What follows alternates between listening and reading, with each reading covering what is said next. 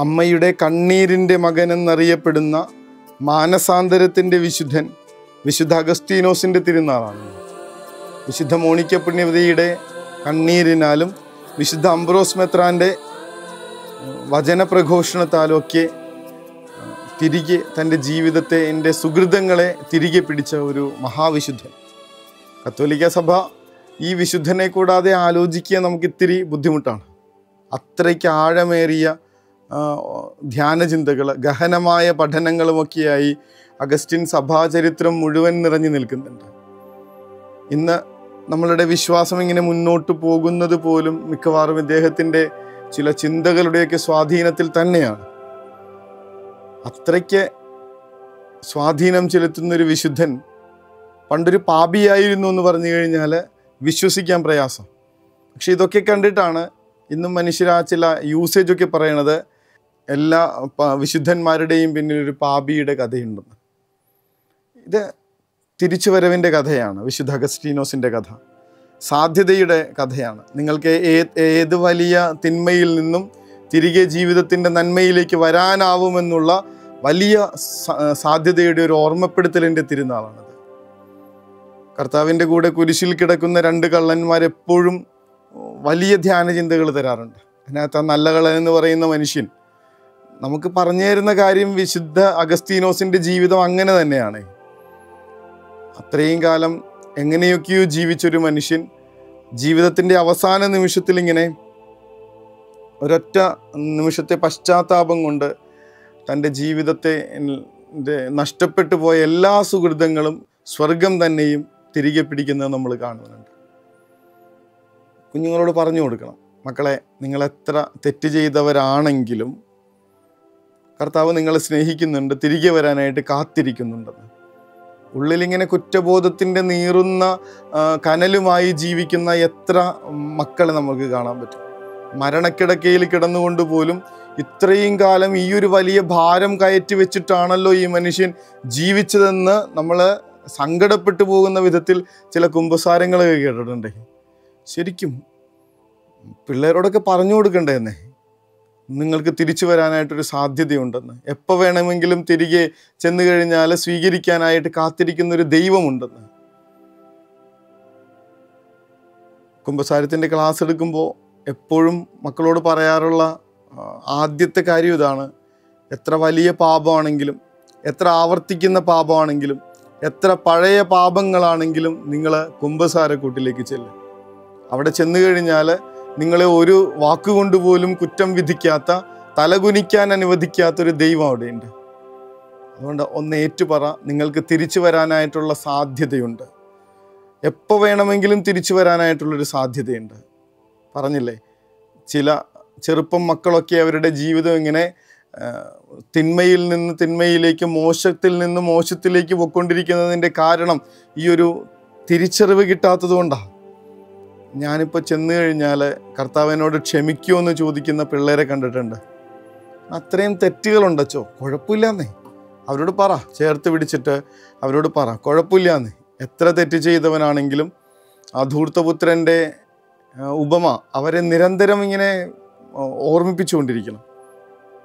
സ്നേഹം ധൂർത്തടിച്ച പിതാവ് തൻ്റെ പുത്രൻ തിരിച്ചു വരുന്നതിന് വേണ്ടി കാലങ്ങൾ കാത്തിരുന്നെന്നും ആ കാലങ്ങളിലൊന്നും തന്നെ ആ സ്വർഗം കണക്കിയുള്ള വീടിൻ്റെ വാതിൽ അദ്ദേഹം അടച്ചിട്ടില്ലെന്നും, പടിപ്പുരയടക്കാതെ കണ്ണെത്തുന്നിടത്തോളം കാത്തിരുന്നെന്നും, ഒരു പൊട്ടുപോലെ കാണുന്നിടത്ത് വെച്ച് ഓടിച്ചെന്നവനെ കെട്ടിപ്പിടിച്ചെന്നും, ഒരു പരാതിയും പറയാതെ ചുംബനം കൊടുത്തെന്നും, അവനെ ദാസനായിട്ടല്ല അവകാശിയായിട്ട് തന്നെ, മകനായിട്ട് തന്നെ സ്വീകരിച്ചെന്നും, അതിനുശേഷം അവന് വേണ്ടിയിട്ടൊരു വിരുന്ന് നടത്തിയെന്നൊക്കെ പറഞ്ഞു കൊടുക്കണം, നിരന്തരം ഓർമ്മിപ്പിക്കണം. അതില്ലാത്തത് കൊണ്ടാണെന്ന് തോന്നുന്നു മാനസാന്തരങ്ങൾ കുറഞ്ഞു പോകുന്നത്. ശരിയാണ്, നമ്മുടെയൊക്കെ ഒരുപാട് പ്രാർത്ഥനകളുടെയും കണ്ണീരിൻ്റെയും കാർക്കശ്യങ്ങളുടെയും ഒക്കെ ഫലമായിട്ടായിരിക്കും ചിലപ്പോൾ അവർ തിരിച്ചു വരാൻ പോകുന്നത്. എങ്കിലും അവരുടെ ഉള്ളിൽ ഈ ഒരു തെളിച്ചമിട്ട് കൊടുക്കേണ്ട കാര്യമില്ലേ നമുക്ക്? മക്കളെ, എത്ര തെറ്റ് ചെയ്ത് പോയിക്കോട്ടെ, പക്ഷെ തിരിച്ചു വരാൻ പറ്റും. അഗസ്തീനോസ് 33-ാമത്തെ വയസ്സിൽ ജീവിതം തിരിച്ച് വരണമെന്ന് പറയുമ്പോൾ ആലോചിക്കണം, ഈ ഒരു നല്ല കാലമൊക്കെ കഴിഞ്ഞിട്ടുണ്ട്. പക്ഷേ അദ്ദേഹത്തിൻ്റെ ജീവചരിത്രം എടുത്ത് വായിച്ചു കഴിഞ്ഞാൽ നമുക്ക് മനസ്സിലാവുന്നുണ്ട്. അതിനുശേഷമാണ് പിന്നീടുള്ള കഥ ആരംഭിക്കുന്നത്. ചില മൂവിയൊക്കെ പറയുന്നത് പോലെ അതിനുശേഷമാണ് കഥ തുടങ്ങുന്നത്. പിന്നീടുള്ള ജീവിതം ഓരോന്നും, എഴുതുന്ന ഓരോ എഴുത്തും, സംസാരിക്കുന്ന ഓരോ വാക്കും എത്രയോ മനുഷ്യരെയാണ് ദൈവത്തിലേക്ക് അടുപ്പിച്ചത്. കത്തോലിക്ക സഭ എന്ന മഹാസൗധത്തെ കെട്ടിപ്പടുക്കുന്നതിൽ അദ്ദേഹത്തിൻ്റെ പഠനങ്ങളും ഓർമ്മപ്പെടുത്തലുകളും എഴുത്തുകളുമൊക്കെ വഹിച്ചിട്ടുള്ള പങ്ക് പിന്നീടാണ് വന്നുകൊണ്ടിരിക്കുന്നത്, കർത്താവിങ്കിലേക്ക് തിരിഞ്ഞതിന് ശേഷം. അപ്പോൾ ഇവരോട് പറഞ്ഞു കൊടുക്കണം, മക്കളെ, ഇത്രയും നാൾ ജീവിച്ചത് ഒരു ഇല്യൂഷനായിരുന്നു, അത് വെറുതെ ഒരു നശിച്ചു പോയ സമയമാണ്. പക്ഷേ ഇനിയാണ് യഥാർത്ഥത്തിൽ നിങ്ങളുടെ ജീവിതം ആരംഭിക്കാൻ പോകുന്നത്. എന്നിട്ട് കർത്താവിങ്കിലേക്ക് വന്ന ജീവിതം ഇങ്ങനെ ആസ്വദിച്ചു കൊണ്ടിരിക്കുന്ന നമ്മുടെ കൺമുൻപിൽ തന്നെയുള്ള മനുഷ്യരെയൊക്കെ ഒന്ന് കാണിച്ചു കൊടുക്കണം. ഒരു ധ്യാനത്തിന് പോയതുകൊണ്ടായിരിക്കാം, ചിലപ്പോൾ അമ്മയുടെ കണ്ണീര് കണ്ടതുകൊണ്ടായിരിക്കാം. ബോബി അച്ഛൻ പറയുന്ന ഒരു ഓർമ്മയുണ്ട്. അവൻ പള്ളിയിലൊന്നും കയറാത്തൊരു പയ്യൻ ഒരു ദിവസം വീട്ടുകാരുടെ നിർബന്ധത്തിന് വഴങ്ങി പള്ളിയിലേക്ക് കയറി ചെല്ലുമ്പോൾ അവിടെ സ്വർഗസ്ഥനായ പിതാവേ എന്ന പ്രാർത്ഥന ചൊല്ലിക്കൊണ്ടിരിക്കുന്നു. അവൻ നോക്കുമ്പോൾ ഈ കയ്യും വിരിച്ച് ആകാശങ്ങളിലേക്ക് കയ്യും വിരിച്ച ആളുകൾ വിളിക്കുന്നത് അപ്പ എന്നാ. ആരെയെ അപ്പ എന്ന് വിളിക്കണേ? സ്വർഗത്തിലുള്ള ദൈവത്തെയാണ് അപ്പ എന്ന് വിളിക്കണേ. സ്വർഗത്തിലുള്ള ദൈവം എൻ്റെ അപ്പനാണോ? അതെ. അങ്ങനാണെങ്കിൽ, സ്വർഗത്തിലുള്ള ദൈവം എൻ്റെ അപ്പനാണെങ്കിൽ ആ അപ്പനടുത്ത മകനായിട്ടാണോ ജീവിക്കുന്നത്? അങ്ങനല്ലേ ജീവിക്കേണ്ടത്?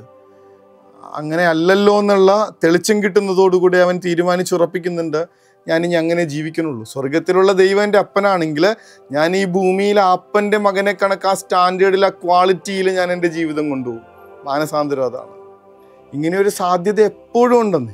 അഗസ്തീനോസ് പുണ്യാളൻ ഇത്ര മഹാവിശുദ്ധനാവുന്നതിൻ്റെ കാരണം അദ്ദേഹം എഴുതിക്കൂട്ടിയ ഭാരം നിറഞ്ഞ പുസ്തകങ്ങളുടെയും പഠനങ്ങളുടെയും പേരിൽ എന്നതിനേക്കാൾ അനേകായിരം ലക്ഷക്കണക്കിന് കോടിക്കണക്കിന് മനുഷ്യർക്ക് ഈ ക്രിസ്തുവിൻ്റെ സ്നേഹത്തിലേക്ക് തിരിച്ചു വരാനായിട്ടുള്ള വഴിയൊരുക്കി മുൻപേ നടന്ന ഒരാളെന്നുള്ള നിലയ്ക്ക് തന്നെയാണ്. അത്രയും തെറ്റിപ്പോയ ഒരാൾ, ഒരു കുഞ്ഞുപോലും ഉണ്ട് അദ്ദേഹത്തിന്. എന്നിട്ടും ജീവിതത്തിൻ്റെ സുഹൃതത്തിലേക്കും നന്മകളിലേക്കും തിരിച്ചു വരാൻ, ക്രിസ്തുവിന് പ്രിയപ്പെട്ടവൻ എന്നുള്ള നിലയിൽ, സ്വർഗത്തിൻ്റെ പ്രിയങ്കരൻ എന്നുള്ള നിലയിൽ, ക്രിസ്തുവിനെ ഈ ലോകത്തിന് പെടുത്തിക്കൊടുത്തക്ക വിധത്തിൽ വലിയ ലൈഫിങ്ങനെ സ്റ്റാൻഡേർഡ് മാറുന്ന വിധത്തിൽ ജീവിതത്തിന് മാറ്റം സാധ്യമാണെന്ന് പറഞ്ഞു തന്ന ഒരു വിശുദ്ധൻ. ഈ ഒരാളെ പരിചയപ്പെടുത്താതെ നമ്മുടെ മക്കളെ ഇങ്ങനെ കൈവിട്ട് കളയരുത്. ചെറുപ്പത്തിലെ തന്നെ അത് ഒന്ന് പറഞ്ഞു കൊടുത്തിരുന്നെങ്കിൽ ഇന്ന് പലരും എത്ര തെറ്റിപ്പോയെന്ന് പറഞ്ഞാലും അവരെ ജീവിതത്തിലേക്ക് തിരികെ വന്നിട്ടുണ്ടായിരിക്കും.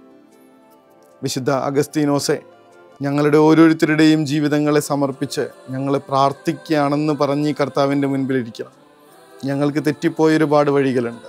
ഞങ്ങൾ പോകേണ്ടിയിരുന്ന വഴികൾ മറന്ന് ഞങ്ങളിപ്പോൾ നടന്നുകൊണ്ടിരിക്കുന്നത് മറ്റാരൊക്കെയോ നയിച്ചുകൊണ്ടിരിക്കുന്ന വഴികളിലൂടെയാണ്. ഞങ്ങൾക്ക് ശരിയായ വഴി കാണിച്ചു തരാൻ ദിവ്യകാരുണ്യ സന്നിധിയിൽ ഇരുന്ന് അങ്ങയുടെ മധ്യസ്ഥം യാചിച്ചുകൊണ്ട് ഞങ്ങൾ അപേക്ഷിക്കുന്നു.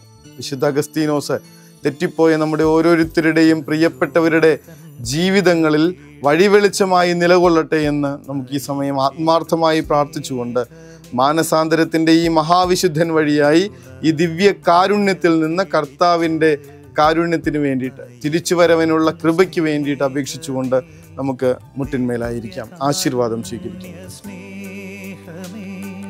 പരിശുദ്ധ സ്നേഹമേ, ദിവ്യകാരുണ്യ സ്നേഹമേ, പരിശുദ്ധ സ്നേഹമേ, പരിശുദ്ധ പരമദിവ്യകാരുണ്യമേ, അനന്ത സ്നേഹമേ,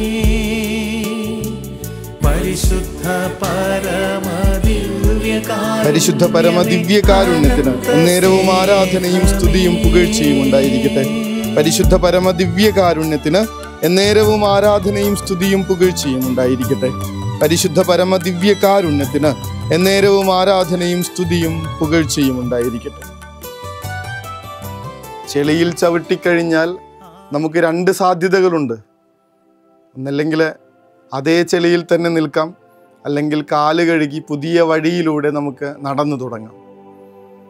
ഈ തിരിച്ചുവരവിന് വേണ്ടിയിട്ട് വിശുദ്ധ അഗസ്തീനോസെ ഞങ്ങളെയും ഞങ്ങളുടെ പ്രിയപ്പെട്ടവരെയും പ്രത്യേകിച്ച് കുഞ്ഞുങ്ങളെയും യുവജനങ്ങളെയും ഒന്ന് വഴിതെളിക്കാൻ മനസ്സാകണേ എന്ന പ്രാർത്ഥനയോടുകൂടെ നമുക്ക് ഉറക്കത്തിലേക്ക് പോകാം. വിശുദ്ധൻ നമുക്ക് വഴി കാട്ടിയാവട്ടെ. കരുണതൻ കയർ പിടിച്ച് നയിച്ചിടും സ്നേഹമേ, ദിവ്യകാരുണ്യ സ്നേഹമേ, പരിശുദ്ധ സ്നേഹമേ, പരിശുദ്ധ പരമദിവ്യകാരുണ്യമേ, അനന്ത സ്നേഹമേ, പരിശുദ്ധ പരമദിവ്യകാരുണ്യമേ, അനന്ത സ്നേഹമേ.